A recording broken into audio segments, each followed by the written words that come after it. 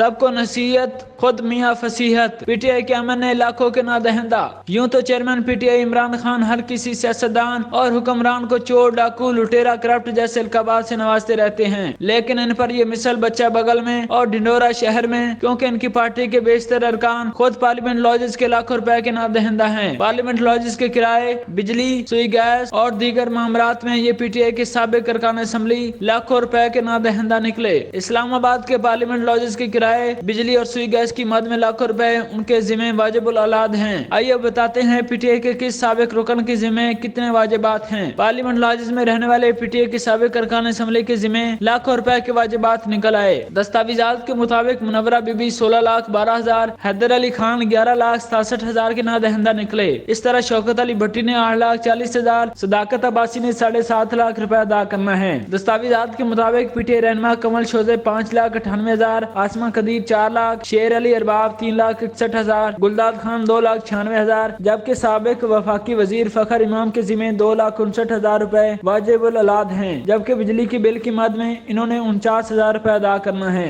دستاویزات کے مطابق نادہندگان میں ساجد خان، عامر محمود کیانی، ملک عمر اسلم، اندلیب عباس، ابراہیم خان، کرامت علی کھوکر، امجد علی خان اور دیگر سابق ارکان پارلیمنٹ شامل ہیں۔